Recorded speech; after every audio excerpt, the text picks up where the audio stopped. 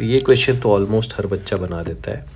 Young's modulus या किसी भी टाइप की इलास्टिसिटी क्या होती है, वन बाय वन देखते हैं। यंग्स मॉडुलस या any type of elasticity, bulk modulus, modulus of rigidity, volume elasticity, बहुत सारे नाम से आप जानते हो अलग अलग इलास्टिसिटी को।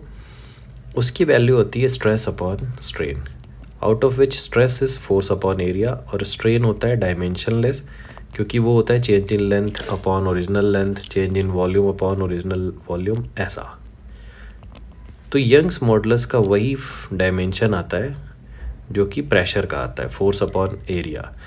तो मैंने आपको बस क्या बोला है, फोर्स याद रखो और एनर्जी, बाकी आपको कुछ याद करने की ज़रूरत नहीं, बाकी सारे रिलेशन से आ जाएंगे।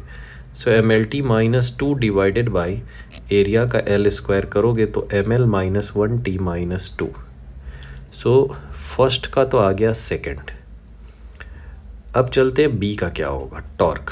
टॉर्क होता है force into perpendicular distance, D perpendicular. तो फिर से देखो यहाँ फोर्स की ज़रूरत पड़ गई, mlt-2 और डिस्टेंस इज L, तो ये वर्क के इक्वली आ जाता है ml/t-2। मतलब सेकेंड का हो गया फोर्थ। सो ए का 2 और बी का 4, मतलब आंसर तो आपको मिल गया कि फोर्थ है।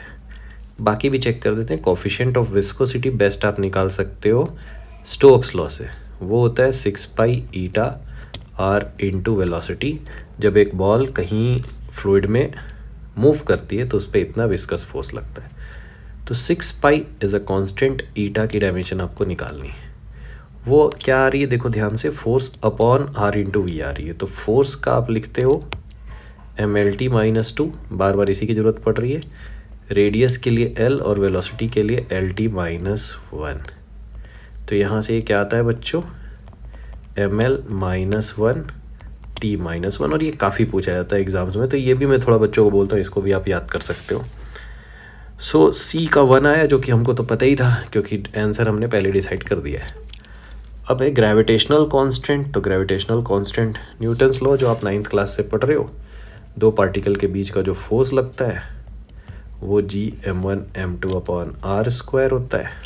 So if I calculate G from here it will be F into r² upon mass का स्क्वायर डायमेंशनली। तो फोर्स को हमने रख दिया mlt-2, डिस्टेंस को L का स्क्वायर और मास का स्क्वायर, तो ये आ गया m-1 L-3t-2। ठीक है, तो ऑब्वियसली यही एक बचा हुआ था, तो वो तो आपने पहले डिसाइड कर दिया है कि ये होगा देखो डी का 3rd।